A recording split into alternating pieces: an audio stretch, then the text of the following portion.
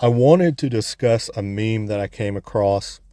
A page called Trad West posted it. I don't know who this guy is, but I do know that these trad pages are like a dime a dozen. And I'm not saying this specifically about this guy because I don't know him, but most of these trads, it's an online LARP thing. They share memes. And the ones that, claim to or try to promote weightlifting and, fitness, they're really LARPer lifters. And you get a sense for that when you start seeing some of the stuff they post because they just don't know what they're talking about. You could tell they're very inexperienced and they're doing it for a virtue signal. They're doing it to get the reacts. But this meme here has a picture of Steve Reeves from the 1950s and a couple of women. I'm not sure who they are. But the intent of the meme is to say that, people in the 50s, they didn't necessarily do all these diets and stuff like that, which is, it's partially true, partially untrue, because people did diet in the 1950s. Wasn't prevalent as it was now. But the point of the meme was to say, back then, people were relatively at a healthy weight range as compared to today. And that's what I want to talk about a little bit. Because the meme kind of leads you to believe there's something going on, some kind of big mystery as to why they were underweight and we are so overweight in modern day. But the fact is that most people, they relatively stayed average body composition, through the 80s and 90s. This is a relatively new thing where, you've seen a lot more fat people. Now, they did have fat people in the 1950s. They just weren't as prevalent. So let's go over why the reason for this was. First of all, it all comes down to calories in, calories out. In the 50s, they had the donuts, they had the malt shops, they had full sugar Coca-Colas. The difference is that they weren't grazing on those things all day like we are now. Now, foods today, we have a lot of processed foods, we have a lot of fast foods. There's a lot of sugar in food, there's a lot of corn syrup. You have the GMOs, you have the soy in foods, the hormone disruptors, chemicals, stuff like that. That makes a little bit of a difference because if a guy has lower testosterone, it's going to be harder for him to build muscle and it's going to be easier for him to gain fat. But that's not the main culprit. One can have low testosterone and still remain, relatively fit without, putting on a lot of fat. The main culprit of modern day obesity is simply overconsumption and low activity levels. And anything else is really a cope.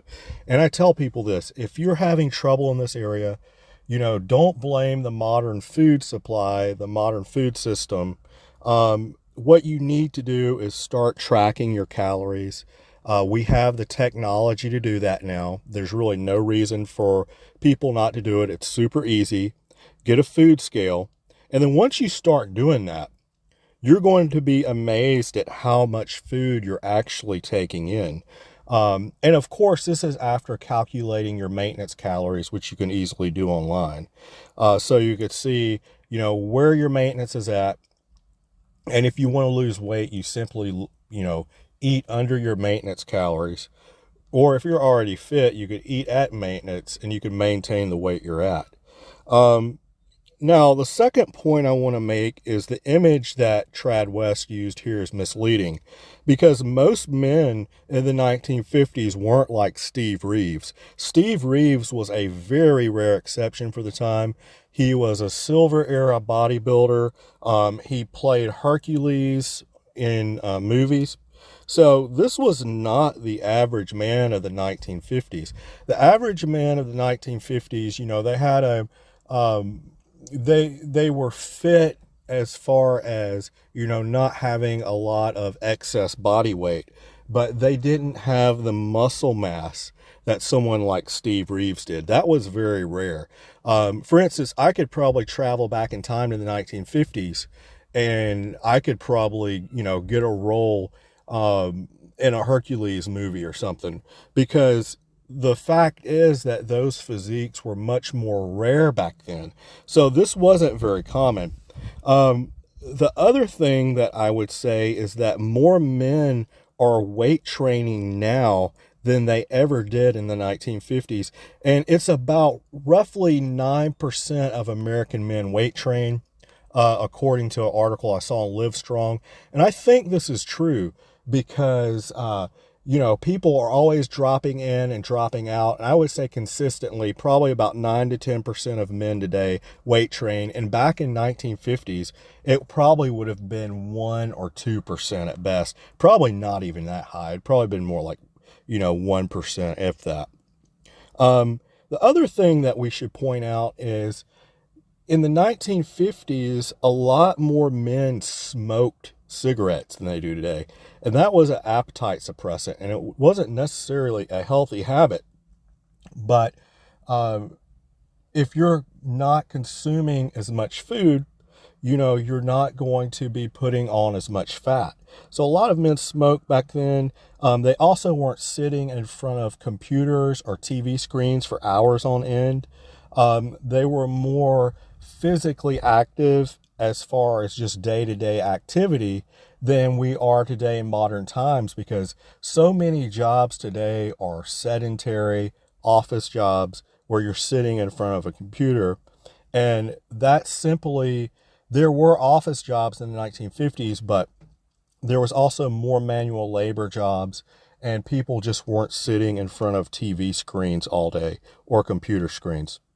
The other thing is there was no fat acceptance movement back in the 1950s. You know, this really didn't exist. As I said, through the 80s and 90s, even fat people weren't portrayed positively in the media.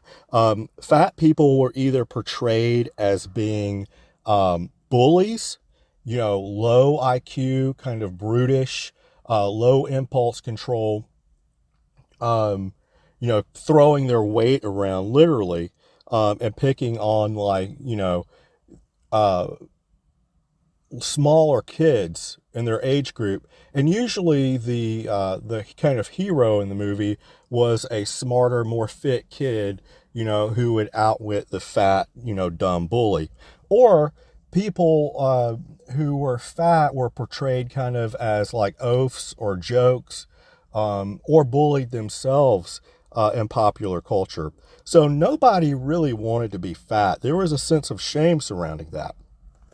And then going back to saying that, people had standards back then, so they had a sense of shame. They wouldn't want to let themselves go. Mothers would, kind of reprimand their daughter if they were getting too fat, and tell them, it's going to be hard for you to get a husband if you don't get into shape, if you don't watch your diet. But with all that being said, men today who lift and are health conscious, we're much better off actually than men in the 50s, 60s, 70s. And it's because most men back in those decades, they weren't health conscious. They drank a lot. They smoked a lot. They didn't care as much about their diets. Even though they might have not been, consuming as many calories.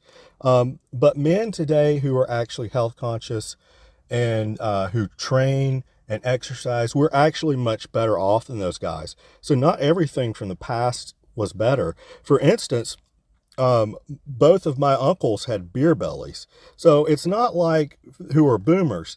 So it's not like everything from the past was better. I think, yes, there are a lot of fat people today, but there are also more health conscious people today. We definitely don't smoke and drink as much compared to men in the 1950s. So that's all I wanted to say about that. There's pros and cons to both, but overall, that's why the meme is kind of wrong. And the main culprit is always overconsumption. If you gain weight, calories in, calories out. I